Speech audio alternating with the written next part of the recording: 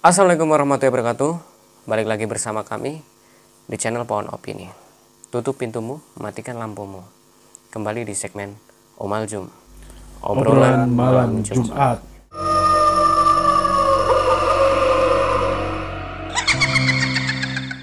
Pada kesempatan pada malam hari ini, aku bakal cerita tentang seseorang yang terlalu mendalami ilmu gaib atau ilmu hitam.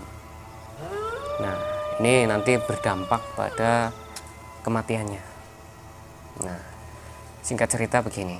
Ini cerita aku ambil dari cerita nenek buyutku zaman dulu. Kisah nyata berarti. Kisah nyata, Mas. Dia ini adalah seorang seniman, namanya Pak Darmo. Profesinya dulu sebagai ojek pangkalan, sekaligus jadi tukang bangunan. Nah, jadi Pak Darmo ini tuh semasa mudanya itu sangat giat banget belajar tentang ilmu seperti itu. Oh ya, mendalami. Sangat mendalami, seperti ajian Pancasona, Guntur Saketi, apalah Pancasona, itu. yang orang mati bisa hidup lagi Bener, gitu. bener. Meninggal gitu kan, misalnya dia terbunuh perang atau apa zaman dulu kan, kecelakaan atau gimana, nanti hidup lagi. Nah, ini terjadi sama Pak Darmo. Waktu itu Pak Darmo sekitar umur 60 tahun. Nah, dia sedang menjalankan aktivitasnya atau sedang ngojek waktu itu, habis mengantarkan penumpang. Dia pulang itu sekitar jam 9 malam. Nah, tapi digarisbawahi, jika orang mempunyai ilmu hitam seperti ini pasti ada pantangannya, bener nggak Mas? Iya, benar sekali. Ada pantangan sendiri-sendiri. Nah, kalau Pak Darmo ini memang tidak boleh tersentuh sama mungkin kalau sekarang udah jarang ya atau nggak ada. Dulu itu kayak beras hitam sama kayak tumbuhan Joko Nantang. Pantangannya itu beras hitam sama tumbuhan Joko Nantang. Kalau beras hitam sendiri memang saya belum pernah lihat. Ya Mas, bener ya? Iya, kalau zaman sekarang udah jarang sekali. Nah, pada waktu dulu emang tirakatnya itu mungkin dia pakai sesaji seperti itu. Jadi nanti pas jinnya atau khotamnya itu masuk, nah itu juga di situ ada perjanjian. Kalau misalkan nanti pakai beras, ya nanti hilangnya pakai beras. Misalnya nanti pakai rokok, hilangnya pakai rokok. Suatu kekuatan yang bisa ngalahin dia itu ya. Bisa ngeluarin ilmunya gitu berarti. Nah, jadi balik lagi ke cerita. Singkat cerita, Pak Darmo ini tuh kecelakaan. Nah, itu ditabrak sama truk muatan pasir zaman dulu. Muatan pasir. Nah, kebetulan memang mungkin sudah suratan takdirnya kali ya. Waktu itu memang dia ditabrak, jatuh terpental sampai ke sawah yang buat nanam itu padi hitam itu. Nah, seketika dia dinyatakan meninggal dunia. Waktu itu awal itu masih jam 9 malam. Dievakuasi pagi. Paginya Dievakuasi pagi, diambil dari sawahnya itu. Berarti itu dinyatakan meninggal di tempat. Meninggal di tempat. Dari jam 9 malam kejadian, dievakuasi jam 9 pagi. Itu kan berarti memakan waktu udah berapa jam? 12 sekitar. Ya sekitar 10 jam lebih lah. Itu diambil tuh udah dengan keadaan meninggal. Nah, waktu itu diambil terus dibawa ke rumah sakit. Nah, kalau di kota kita itu di rumah sakit Islam ya ada. Nah, waktu itu masih zaman dulu banget kan. Jadi memang masih kecil rumah sakitnya dulu. Dibawalah ke sana. Setelah dibawa ke sana, ini Pak Darmo ini hidup kembali. Seperti mati suri. Iya, seperti mati suri benar. Hidup kembali. Terus padahal di rumah itu udah disiarin. Maksudnya diumumin kalau si beliaunya ini meninggal. Di masjid itu udah kayak gitulah ya. Itu kondisinya beliau waktu itu apa gimana Mas? Kecelakaan kan ketabrak itu truk muatan pasir. Badannya, fisiknya itu gimana Mas? Fisiknya tanpa cacat, tanpa luka. Tanpa luka. Nah, itulah makanya orang mungkin dalam ilmu medis itu memang nggak nyambung ya. Waktu meriksa Pak Darmo ini, kok bisa orang ditabrak truk kok bisa sampai kayak gitu. Nggak apa-apa gitu. Nggak Secara apa-apa. fisik gitu. Secara fisik dia nggak apa-apa ya, cuman kotor karena masuk ke lumpur. Iya. udah dia meninggal, terus hidup lagi. Nah sehabis udah 2 jam dia meninggal lagi. Meninggal lagi. Itu meninggalnya itu nggak singkat mas, meninggalnya itu memakan waktu sampai 1 jam, diumumin lagi di kampung. Inilah Wanjarjun Pak Darmo meninggal dunia. Pengumuman kedua itu berlanjut sampai 7 kali. Sampai 7 kali. Nah yang bikin saya heran gini mas, waktu beliau dinyatakan meninggal, kemudian hidup lagi. Nah dalam waktu durasi beliau hidup ini, beliau ini ngapain mas? Ya ceritanya dulu nggak ngapa-ngapain, hanya di dalam bangsalnya aja, berbaring ya, maksudnya bisa ngomong, cuman ya namanya dia tetap, kalau menurut saya raganya ini sudah nggak kuat. Tapi mungkin gimana ya mas, coba dijelasin kalau kayak gitu. Kalau orang meninggal yang kayak gitu, misalkan kita ya seperti inilah ya, jadi kecelakaan. Jadi rohnya ini kita dibawa, tapi raganya sendiri. Nah mungkin di sana itu kan ada perguruan mungkin ya, jadi di sana bertemu salah satu jinnya ini, bertemu dengan mungkin dengan jin yang lain dulu waktu pas pengambilan atau gimana. Nah itu jadi bisa komunikasi di sana. Jadi balik lagi bisa balik lagi. Karena di situ kan juga kalau orang yang seperti itu kalau mau mati kan pasti ada syaratnya itu mas. Misalkan ada godong kelor, ada apa, godong kelor ya. Nah itu bener banget apa yang dikatakan sama Mas Wid. Sehabis 7 kali dia meninggal, akhirnya karena kasihannya keluarga, ya karena mungkin kasihan lihat Pak Darmo ini kayak tersiksa, meninggal hidup. Jadinya kan kayak tersiksa. Nah keluarga sepakat untuk mengingat-ingat Pak Darmo semasa hidupnya ini menuntut ilmu apa, dan ceritanya itu kayak syarat sempurna untuk matinya itu dengan cara apa. Akhirnya waktu itu syaratnya memang dengan anaknya. Maksudnya anaknya yang menyempurnakan. Dulu pakai daun apa tumbuhan Joko Nantang. Itu dipukul-pukulin ke badannya Pak Darmo itu. Ya, sabet-sabet. Nah, akhirnya setelah disabet-sabet ya beneran nggak ada. Meninggal. Dan nggak hidup lagi. Nah itulah ya, makanya heran ya saya sebagai orang yang awam kayak gitu, hanya disabet-sabet sama tumbuhan seperti itu tapi bisa sempurna meninggalnya. Memang benar yang dikatakan Mas Wid, memang ada syaratnya orang yang menuntut ilmu kayak gitu. Jadi kalau kayak gitu kan mas, misalkan kita dulunya inilah pakai Joko Nantang. Nah nanti juga ini jinnya yang ini juga mati mas, pakai ditumbukin pakai daun itu ya, jinnya ini ikut mati. Ikut lebur ya beratnya. Kalau hidup lagi, kalau jinnya hidup lagi mau diambil siapa kan nggak bisa. Berarti itu udah melalui proses perjanjian dari awal. Iya, perjanjian dari awal. Wah ngeri ya. Jadi kalau menurut dari temen sebayanya dulu, kakek saya itu, mbah itu, kalau Pak Darmo ini memang kalau disebut orang sekarang itu sebagai jawara, memang jawara. Kalau mas-mas pada percaya ya, Pak Darmo ini bisa merubah dirinya menjadi 7. Kalau kayak film itu, kayak film Kian Santang, itu dia bisa merubah jadi 7. Atau memang ajian yang digunakan nggak jauh beda sama ajian Kian Santang? Mungkin ya. Banyak banget katanya dia tuh sampai ibaratnya susah meninggal itu karena saking banyaknya. Terlalu banyak menyerap ilmu hitam. Iya, kalau itu bisa kita sebut ilmu hitam ya mas ya. Tuh. Setelah namanya diceritain sama kakek saya, waktu itu memang bisa berubah jadi 7 katanya, bisa ya kebal senjata. Memang orangnya dulu bergeraknya di seni. Oh iya, di seni. Seni, entah itu wayang, entah itu apalah zaman dulu ya. Nah ini cerita rada horornya nih mas. Setelah meninggalnya Pak Darmo 1 hari, habis itu kan jenazahnya dibawa pulang, dikebumikan di rumah. Waktu itu meninggalnya di rumah sakit.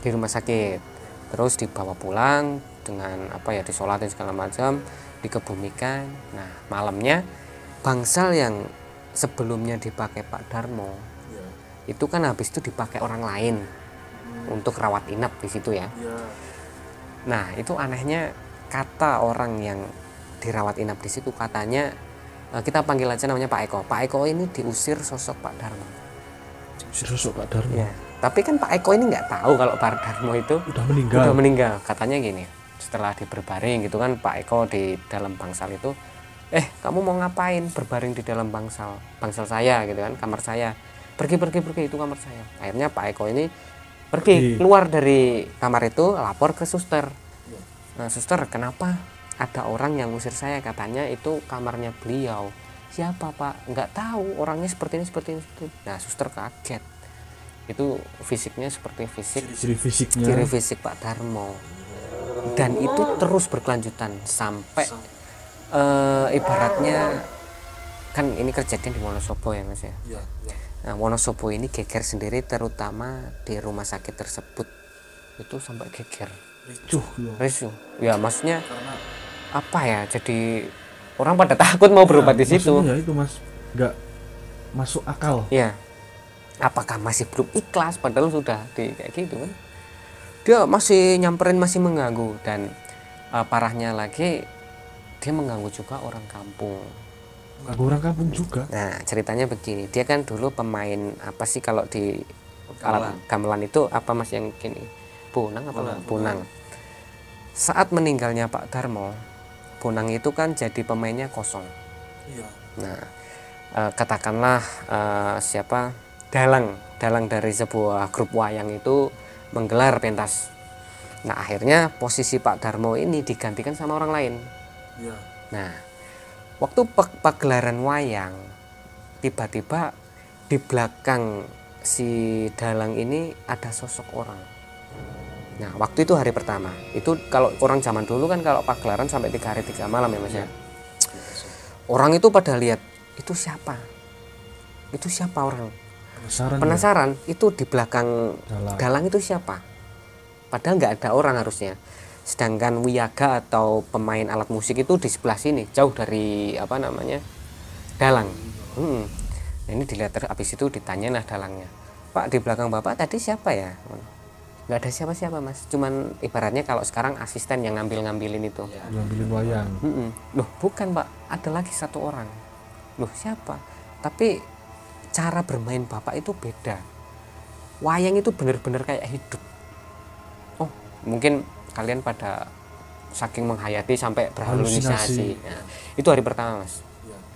Hari kedua. Nah itu gimana Mas? Oke. Yang hari pertama itu sosoknya kayak orang biasa. Orang biasa. Maksudnya jelas wajahnya itu? Enggak. Dia siluet. Bayangan. Tapi jelas banget kalau itu ada orang. Nah itu yang mungkin masih ya udahlah gitu, paling cuman berhalusinasi pada saking nontonnya itu menghayati. Nah hari kedua pada menjelang mau main lagi nih, Bonang itu tiba-tiba ada yang mainin, padahal wiyaga itu belum ada yang siap main di situ. Masih persiapan. Udah bunyi sendiri. Iya, itu Bonangnya saja. Cuma Bonangnya saja katanya. Wah itu saking menjiwai di dalam alat musik itu mungkin Pak Darmo ya, sosok Pak Darmo ini. Nah setelah itu yang menggantikan Pak Darmo jadi pemain Bonang ini tiba-tiba gestur cara mainnya. Biasanya kalau orang main kan ciri khasnya sendiri-sendiri ya Mas. Gerak tubuhnya, ngomongnya itu tiba-tiba seperti Pak Darmo. Dan di tengah-tengah pentas seni, si pengganti Pak Darmo ini tiba-tiba kerasukan. Pokoknya intinya main Bonang itu. Iya, pokoknya intinya nggak ada yang boleh main Bonang ini kecuali saya gitu. Bayangkan. Terus dia tertawa. Nah, terus saya merinding ya Mas. Ngeri. Itu di tengah-tengah permainan. Nah, sontak para penonton ini kan pada kaget Mas. Ini kenapa panik? Maksudnya sedangkan yang minta pertunjukan itu bukan dari kampung sini, jadi mereka nggak tahu kalau Pak Darmo itu siapa. Cuma mereka pada bingung, wah kenapa tuh wiyaga kenapa tuh. Akhirnya diberhentikan pagelarannya diberhentikan karena memang semakin brutal lah cara nggak kondusif benar. Nah itu mungkin dari Pak Darmo sendiri itu memang belum terima atau itu sejenis jinnya atau gimana ya Mas kalau kayak gitu? Ya, kalau yang itu kalau pas waktu meninggal itu benar-benar belum ikhlas sebenarnya Mas. Misalkan kita belum pengen mati, tapi raga kita kan udah gak kuat, takdir tapi berkata lain. Gitu. Kayak dipaksakan gitu kayak dipaksakan, jadi dia agak gentayangan lah ya. Ibaratnya jadi gentayangan. Jadi kalau mau begitu masih ada pagelaran ataupun apa yang dia suka ya masih bisa dijalankan sama dia. Menurut dia ini punya saya gitu. Iya. Wah itu Termasuk korin bukan sih Mas? korin atau jin itu? Jin yang maksudnya buat ilmu itu kan? Bisa. Kalau itu jinnya Mas. Oh jinnya. Jadi kan belum ikhlas kalau meninggalkan dia. Jadi menyerupai si sosok Pak Darmo ini. Mungkin kalau saya sedikit berpendapat, mungkin si jinnya ini karena dari awal sudah perjanjian sama si beliau itu, kemudian setiap hari kan pasti bersama. Nah dari tingkah laku, dari gaya bicara, kesehariannya kan pasti selalu nyawiji. Oh iya, menyatu ya. Iya. Benar banget. Jadi nggak heran kalau misal itu si jinnya itu bisa menirukan dari bahasa tubuh, dari suara, bisa menirukan beliau. Bahkan sampai orang mengira bahwa si jin itu adalah beliau. Iya. Mungkin loh. Ya itu karena kan jin itu kan bisa berubah wujud, berubah jenis. Iya. Kalau rohnya sendiri kan tidak bisa, nggak mungkin karena kan udah pulang ke Rahmatullah. Jadi begitu ya jinnya yang selalu ngikutin itu sih maksudnya itu belum ngeri banget ya Mas. Itu masih ada lagi yang ngeri. Masih ada Mas. Jadi itu tuh berlangsung lama Mas, sampai gini continue sampai keluarganya itu tuh kayak model apa ya, kayak diperguncingkan sama jadi omongan sana sini ya, terutama istri dan anaknya kan, wah bapakmu jadi hantu, kayak gitulah. Jadi dari anaknya ini kan merasa suatu waktu pada malam hari kalau di desa tersebut itu ada kayak apa ya, buat nyuci bersama, kayak apa ya, WC umum. Oh, WC umum tapi bisa dipakai buat orang satu kampung. Ya kalau zaman dulu kan memang rata-rata semua ada ya. Nah waktu itu ada satu warga lah, kita sebut namanya Pak Bejo. Dia kalau setiap malam itu pasti ngambil air Mas, pakai ember gede itu buat di rumah gitu kan. Dia ngambil air dari kejauhan udah lihat laki-laki sosok, tapi dia belum tahu kalau Pak Darmo nih. Nah setelah dideketin Pak Darmo, dan yang bikin ngeri, Pak Darmo itu memegang rantai Mas. Megang rantai? Iya, megang rantai. Saya merinding. Jadi tangan dua-duanya di rantai sama leher di rantai. Jadi kayak orang dibelenggu. Dipasung. Iya. Dan dia cuma bilang tolong. Lah. Itu saya mau tanya, itu apa Mas? Itu apakah suatu pertanda bahwa ya maaf kata kalau Pak Darmo semasa hidupnya kan memang sebagai jawara atau preman? Apakah itu sebagai pertanda di sana dia seperti itu?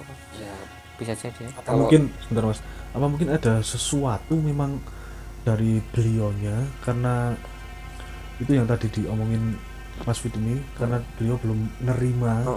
Nah itu apa ada yang perlu disampaikan mungkin ya, atau misal sekedar pengen didoain biar tenang, biar sempurna. Padahal ya itu, kalau dibilang didoain pasti didoain dong. Waktu itu kan dikebumikan secara Islami, secara ya. Ya kalau menurut saya mungkin dia matinya belum sempurna, satu. Terus yang keduanya mungkin siksa dari yang Maha Kuasa, mungkin yang bisa penganut ilmu hitam, bisa jadi di sana disiksa begitu. Mungkin jadi siksa terus beliau lah tadi meminta doa biar dia itu tidak selalu disiksa di sana. Jadi buat ini ya, mungkin buat orang yang masih hidup itu buat pengiling-iling apa ya, pengingat jangan seperti ini nanti kayak saya gitu, ibaratnya kayak gitu. Mengingatkan seperti itu. Wah itu ngeri banget sih ya, maksudnya di rantai, kita lihat orang di rantai ya, di toilet umum gitu, di lantai terus minta tolong. Misalnya kita lihat orang yang masih hidup pun kalau dirantai itu di malam hari, ketakutan Mas ya. Misalnya di dekat sungai atau di hutan itu, lihat orang dilantai masih hidup minta tolong itu udah ngeri setengah mati. Ngeri setengah mati bener, apalagi iya, Mas. Sosok yang udah meninggal ya. Apalagi orang tersebut mengetahui bahwa si Pak Darmo itu udah meninggal. Kayak apa rasanya, bisa dibayangin? Bener banget. Nah, itu masih belum seberapa Mas. Belum seberapa lagi? Belum seberapa. Waduh, ini continue terus. Jadi orang satu kampung itu benar-benar digemparkan. Sebelumnya orang satu rumah sakit digemparkan, orang satu pagelaran digemparkan, ini orang satu kampung digemparkan. Ini yang paling ngeri menurut saya. Nah, masih di tempat yang sama, di toilet umum. Waktu itu panggil aja namanya Mas Latif. Mas Latif ini kalau setiap malam itu dia kayak main bulu tangkis. Oh iya. Kayak apapun lah olahraga itu. Olahraga. Malam sekitar jam 11 malam dia pulang. Kalau pulang dia nggak langsung pulang ke rumahnya nih. Dia pasti ke WC umum dulu. Oh iya. Entah itu buang hajat atau apa. Nah, waktu itu memang dia apa? Rumahnya ngelewatin itu. Enggak. Memang dia kebiasaannya nih. Kebiasaan. Ini kebiasaan buruk nih, harusnya pulang dulu. Ya. WC-nya buat buang hajat itu ada 2 Mas. 2 gini. Nah, 2 itu jadi jejeran, tapi dibatasi sama tembok tinggi. Kalau mau melintas ke WC yang sini harus melintas ke WC yang pertama dulu. Iya benar ya. Nah, ada ini ya, bayangannya. Ada gambaran. Nah, waktu itu yang dilalah ya. Mas Latif ini tuh malah milih WC yang sini Mas, yang pojokan. Yang pojok, yang harus lewatin WC yang satunya itu. Nah, waktu itu dia lewatin ini masih kosong nih. Masih kosong. Nah, jongkok lah dia. Buang hajat jongkok. Dia sambil ngerokok, ya, ngerokok. Tiba-tiba dia kayak mendengar ada orang yang ada aktivitas di sampingnya. Entah itu lagi buang hajat atau apa. Terus ditanya, siapa ya? Terus si sosok yang di sampingnya ini bilang, Nyong, atau bahasa Indonesia aku, gitu kan. Nah, Mas Latif ini dia mikirnya, paling tetangga. Malam-malam Mas, buang hajat. Dia cuma bilang, iya. Dah, itu tanpa obrolan tuh. Tanpa obrolan. Terus habis dia selesai buang hajat, Mas Latif ini, terus dia bangun. Mas, tak duluan ya. Nah, terus dia kan ngelewatin nih, ngelewatin depannya nih. Dia noleh gini, motong Pak Umri ini. Itu lihat sosok ciri fisik ya. Ciri fisiknya seperti Pak Darmo, tapi nggak ada kepalanya. Waduh. Gimana saya yang kalau lihat yang gitu ya. Bayangin. Kalau dari badannya, baju itu biasa katanya dipakai Pak Darmo, kata Mas Latif ini ya. Itu lihat itu, astagfirullah, dia sampai nyemplung ke ibaratnya ke air-air. Bayangin aja coba. Wah, itu sampai menggemparkan. Akhirnya karena terlalu tertekannya keluarga, dia mendatangkan Pak Kiai lah. Nah, habis itu ternyata ada beberapa kayak pegangan ya yang masih di rumahnya Mas ternyata. Itu memang benar ya, kalau kita seseorang yang sudah meninggal tapi barangnya itu masih di rumah, dia pasti masih bisa pulang. Jinnya lah ibaratnya. Ya mungkin dia masih menginginkan mau pakai barang itu, mau digunakan lagi, tapi kan udah beda alam lagi. Bener. Udah beda alam. Tapi masih barang-barang itu biasanya masih ada auranya gitu Mas. Bener nggak Mas? Masih ada auranya. Jadi nggak sembarang orang itu bisa milikin barang itu. Iya, misalkan nanti dipakai orangnya yang tidak kuat itu kan kasihan, bisa jadi gila. Fatal juga ya resikonya ya. Tapi itu kalau nggak barang itu kalau nggak dihilangin ya selamanya bisa nggak mengganggu orang-orang itu yang susah meninggal itu Mas? Kalau biasanya masih terus ngikutin terus Mas. Jadi orang ini nanti dibilang selalu menghantui, selalu pulang gitu. Iya, selalu pulang. Tapi kalau misalkan ini nanti dikasih ke orang, ini kan nanti bisa dipergikan misalkan ke orang yang bisa gitu ya. Orang yang bisa nanti bisa jin ini ditaklukkan, bisa. Jadi beda tuan ya. Nah, beda tuan. Itu bisa ya. Bisa. Nanti kalau misalkan anaknya atau cucunya nanti bisa pengangkat ini ya nanti bisa dipakai. Tapi biasanya kalau ditinggal pulang itu orangnya udah mati, biasanya dikasihkan ke orang yang lebih tahu atau orang terdekat biasanya. Ya ngeri sih mas kayak gitu mas. Ngeri lah, kalau saya nggak bisa bayangin sih. Makanya kayak sosok Pak Darmo itu habis itu didoain sama Pak Kiai pun masih pulang, tapi untuk terakhir kalinya waktu itu. Jadi di situ di rumahnya itu kan biasa buat main anak-anak. Kalau sore mau menjelang maghrib itu masih dibuat main. Lah itu rumah Pak Darmo itu pekarangannya itu luas. Halamannya buat main bola anak-anak atau apapun itulah. Nah sewaktu-waktu Pak Darmo ini muncul dengan sosok manusia seutuhnya, maksudnya tidak ada yang mengerikan lah. Itu menjelang maghrib, dan itu yang lihat-lihat anak-anak. Kalau anak-anak bohong kan nggak mungkin, karena anak-anak itu kan masih sensitif. Sensitif loh. Nah katanya diusir sama sosok Pak Darmo. Anak-anak itu masih mau maghrib, pulang, wis bengi, wis gak maghrib, udah mau maghrib, pulang. Ada beberapa yang sadar, itu Pak Darmo, ada yang beberapa nggak sadar, ayo udahlah pulang gitu. Ada beberapa anak, kita panggil aja namanya Adi, dia cuma melongo gini sini tuh. Itu Pak Darmo nggak ngilang, gini habis itu dia disusulin sama ibunya, dia sampai maghrib masih gini si Adi ran takut ya, mau takut ya, namanya apa ya, shock ya, mungkin shock ya. Shock.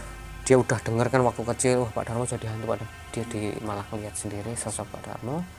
Waktu itu dia shock, habis itu dia jadi sakit lama katanya, tapi nggak apa-apa, habis itu sembuh. Nah dari situlah akhirnya sosok Pak Darmo ini mungkin kayak berpamitan. Nah kata anaknya sendiri katanya pernah menemui, tapi anaknya ini nggak mau cerita Pak Darmo ini ngomong rahasia untuk terakhir kalinya. Saya nggak tahu. Kalau kata kakek saya itu katanya menyerahkan sesuatu. Pak Darmo itu menyerahkan sesuatu pada anaknya. Mungkin hanya bisa diturunin sama anaknya mungkin. Ya, anaknya sekarang masih sehat, tapi ya udah berumur lah, udah tua, udah berkeluarga. Tapi kalau saya lihat orangnya biasa-biasa saja. Maksudnya tidak yang kelihatan memakai hal-hal seperti itu. Apa dia cuman bapaknya? Ya benar banget. Ya. Karena dia mungkin lebih tahu dari bapaknya. Terus bapaknya kayak gitu. Ngeri jadi nggak mau. Itu mungkin dia cuma buat pelajaran dia. Dan barang itu mungkin juga tidak dipakai. Benar. Mungkin disimpan aja. Cuma diterima aja, yang legani itu mas. Biar nggak pulang lagi atau gimana ya. Tapi dianya nggak mau memakai mungkin karena udah tahu resikonya gimana. Buat saya sih ngeri ya, yang itu Mas Latif ketemu sosok Pak Darmo tanpa kepala, lagi berak gitu, lagi berak. Di sampingnya ada suara gitu. Padahal mungkin kalau saya ini jelas nih pasti Mas Latif ini nggak lihat kedatangannya dia itu. Iya nggak lihat, dia cuman mendengar kayak ada aktivitas di sampingnya. Nah kepiak mungkin dari air atau apa. Iya. Siapa ya gitu kan, dia tanya gitu. Aku gitu, waduh. Wah gila. Iya, itulah kekuatan jin. Fitnah jin, jadi fitnah setan itu ya, berbahaya sekali. Sebenarnya mungkin arwah Pak Darmo sudah di sana ya, tenang di sana, tapi dari jinnya ini yang tidak menerima ya, mungkin tidak mau ditinggal sosok tuanya mungkin. Ya ini salah satu itu mas, fitnah itu mas, yang bikin stigma warga itu bahwa mengetahui bahwa jin tersebut adalah si Pak Darmo. Kan seperti Pak Darmo itu juga kan tidak hanya 1-2 ilmu yang digunakan. Oh banyak katanya, benar. Makanya kalau yang di Padang itu untuk mati seperti tadi lah yang saya bilang, untuk pakai syarat ini bisa mati. Nah mungkin untuk yang kekebalan, untuk yang pekerjaan, untuk biar dia kuat atau gimana, mungkin kan banyak sekali dia pelajari kan begitu. Jadi kan tidak hanya 1-2 jin yang dia taklukkan mas. Jadi banyak jin mungkin yang tidak tahu dia meninggal ini kan selalu mencari kudratnya si Pak Darmo ini istilahnya satu ilmu satu jin, satu ilmu satu jin. Jadi mungkin bisa juga Mas ceritanya kan ini kan Pak Darmo ini kan menggemparkannya kan kontinu dari berbagai tempat juga. Bisa jadi yang menggemparkan di sini jin yang ini, menggemparkan di sini jin yang ini, kan bisa Mas. Salah satu fitnah jin ya seperti itu. Itulah makanya apa ya Mas, ini yang maaf banget saya lupa sampaikan. Kata kakek saya, setiap ada orang cerita tentang Pak Darmo, katanya Pak Darmo ini muncul dengan gangguan-gangguan. Ya muka-muka kita waktu cerita ini dia sudah tenang di sana. Semoga saja atau jinnya yang usil ini sudah lupa lah ya. Nah katanya kalau dari zaman dulu ya, zaman kakek saya itu, kalau ada yang berani cerita Pak Darmo, pasti ya ada yang di dengerin suara Pak Darmo apa kayak dia tuh tahu lagi diomongin. Nah, makanya buat para pendengar, setelah cerita ini saya anjurkan untuk berdoa lah ya. Semoga inilah ya kita selalu bismillah saja, gak apa-apa. Kekuatan terbaik adalah kekuatan dari Allah Subhanahu wa taala. Ya mungkin kita lebih baik mendoakan Pak Darmo atau kirim Al-Fatihah. Mungkin kita cerita gini, dia datang sebenarnya pengen minta didoain. Iya, benar. Kayak contohnya tadi saya juga rada mikir waktu kita mau shoot tayangan ini, itu udah ada aja dengan lampu mati lampu tiba-tiba HP-nya jatuh ya kan, ada aja. Tapi ya mungkin itu teknis saja lah ya, mungkin semoga itu human error aja. Ya mungkin ada pesan-pesan sebagai apa ya Mas Wid yang tahu sama hal dunia kayak gitu, biar anak-anak muda sekarang menjauhilah hal-hal seperti itu kan. Sorry Mas, banyak banget nih contoh-contoh kayak kemarin kita di Gus Budianto, itu aja dia kapok ya kan. Nah, ini cerita lagi kayak gini dengan ilmu-ilmu seperti itu lah. Ya, jadi untuk para penonton dan dimanapun Anda berada, jangan sekali-kali lah menggunakan ilmu-ilmu yang tidak dikehendakkan oleh Allah. Karena di situ ada kebaikan dan ada juga keburukan mengenai ilmu itu. Jadi ilmu yang dipakai ya ilmu yang baik-baik saja lah. Kalau misalkan untuk ritual yang tidak misalkan untuk yang kalau zaman sekarang kan untuk pesugihan, untuk cari setan yang gimana, untuk cari nomor kan gitu ya, kita mintalah kepada Allah Subhanahu wa taala. Karena kita berdoa sama yang kuasa, satu hari tidak dikabulkan, entah 2 hari yang dikabulkan, minta terus, selalu minta terus kepada Allah Subhanahu wa taala. Jangan sekali-kali minta kepada setan, itu jangan sekali-kali. Nah, ya. Mungkin dari Mas Anggala ada pesan-pesan? Saya dulu. Kalau saya sih ya lebih baik menjauhi lah yang seperti itu, apapun lah. Kita mau hebat apa sih sekarang, yang penting cari duit kan. Tanggung jawab sama keluarga itu lebih baik daripada hebat-hebatan di luar. Itu aja sih kalau menurut saya. Kalau menurut saya sesuatu yang sudah tahu akan beresiko, yang lebih baik menjauh, kita jauhi. Benar banget itu. Karena dunia ini itu penuh dengan misteri, Mas. Iya. Kita nggak pernah tahu apa yang akan terjadi besok dengan kita. Nah, alangkah baiknya kita gunakan waktu-waktu kita ini untuk selalu meminta kepada Yang Maha Kuasa, diberikan kesehatan, keselamatan, keluarga, diberikan rezeki yang barokah dan melimpah. Itu lebih baik seperti itu kalau menurut saya. Selalu positif aja gitu. Positif. Ya begitulah ceritanya ya guys. Jadi nggak ada yang dibenarkan dari ilmu-ilmu seperti itu. Apapun itu, moga-moga cerita ini jadi apa ya, alarm pengingat buat kita jangan sampai seperti itu. Nah, sebelum terjerumus, hindarilah dahulu. Bener banget. Semoga jadi pembelajaran buat kita semua. Semoga video ini bermanfaat buat kalian. Dan aku dan kita ya khususnya nggak lupa buat kalian yang sudah subscribe, buat like, buat dukung kita selalu. Semoga kebaikan kalian selalu dibalas Allah Subhanahu wa taala berkali lipat. Amin. Buat yang belum subscribe, jangan lupa subscribe dulu.